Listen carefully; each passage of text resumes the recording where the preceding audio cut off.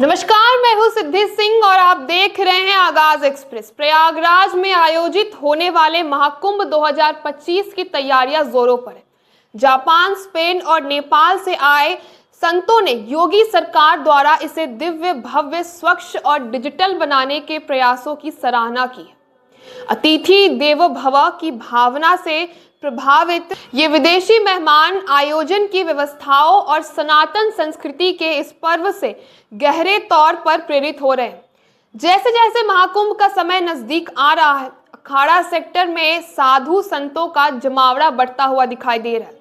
जुना अखाड़े की छावनी प्रवेश यात्रा में जापान की संत योग माता महामंडेश्वर केको और अन्य विदेशी संधियों ने भाग लिया है।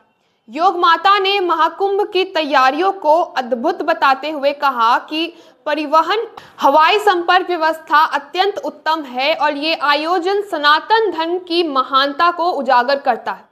नेपाल से आई महामंडेश्वर हेमानंद गिरी ने कहा कि ये आयोजन उस प्रदेश में हो रहा है जहां मुख्यमंत्री स्वयं संत है। उन्होंने योगी आदित्यनाथ के नेतृत्व में इस महाकुंभ को वैश्विक स्तर पर सनातन धर्म के प्रचार का माध्यम बताया है। महाकुंभ 2025 में स्वच्छता और डिजिटल पहल ने विदेशी संतों का विशेष ध्यान आकर्षित किया है। स्पेन की अवधूत अंजना गिरी ने कहा कि पिछले 30 वर्षों से वो महाकुंभ में भाग ले रही हैं, लेकिन इस बार का अनुभव बिल्कुल अलग है। उन्होंने आयोजन में स्वच्छता और डिजिटल प्लेटफॉर्म के माध्यम से जानकारी की उपलब्धता को उल्लेखनीय बताया है। महाकुंभ की तैयारियों के बीच प्रयागराज में रुद्राक्ष वाले बाबा गीतानंद गिरी विशेष चर्चे में बने हुए हैं। मीडिया से बातचीत में उन्होंने अपनी 12 वर्षों की तपस्या का जिक्र किया है और कहा कि रुद्राक्ष जो भगवान शिव को प्रिय है, उनकी साधना का अभिन्न हिस्सा है। उन्होंने बताया कि इस साधना की शुरुआत उन्होंने इलाहाबाद अर्ध कुंभ मेले से की थी और इसका समापन आगामी अर्ध कुंभ मेले से ही होगा। वर्तमान में उनके 925 मालाओं में 1.25 लाख रुद्राक्ष है, जिनका वजन 45 किलो तक पहुंच चुका है। उन्होंने अपनी तपस्या को राष्ट्रीय और सनातन धर्म के हित के लिए समर्पित बताया है।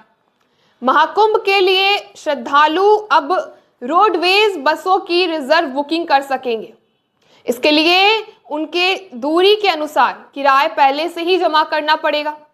किराया जमा करने के बाद निर्धारित समय पर बस संबंधित स्थान पर पहुंचेगी और वापसी में वहीं छोड़ देगी। स्नानार्थियों की सुविधा के लिए इस बार अमेठी बस स्टेशन पर सहायता केंद्र स्थापित किए जाएंगे, जहां 24 घंटे कर्मचारी तैनात रहेंगे। ये कर्मचारी कुंभ जाने वाले यात्रियों को बसों के आवागमन की जानकारी प्रदान करेंगे। बता दें कि महाकुंभ इस बार 13 जनवरी से शुरू होकर 26 फरवरी को समाप्त होगा।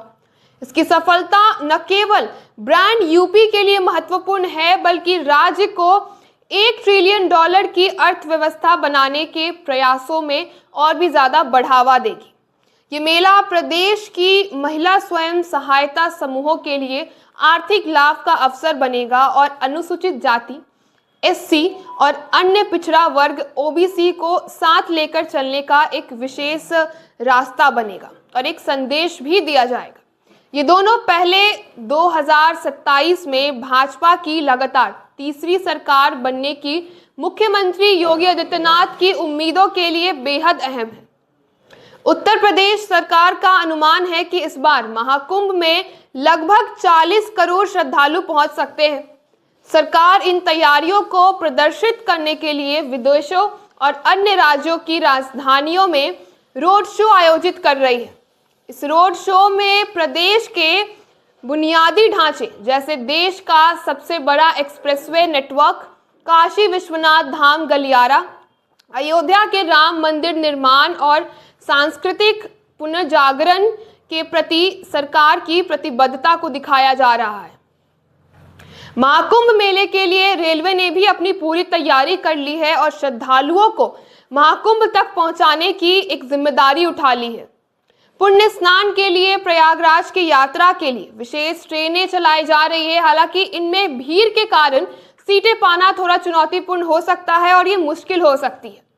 बता दें कि ट्रेन संख्या 12301/12302 हावड़ा नई दिल्ली हावड़ा राजधानी एक्सप्रेस गया के रास्ते धनबाद पर 7:55 बजे और प्रयागराज पर सुबह 2:47 बजे पहुंचती है, जबकि वापसी में ये प्रयागराज पर रात 1:40 बजे और धनबाद पर सुबह 6:33 बजे पहुंचती है।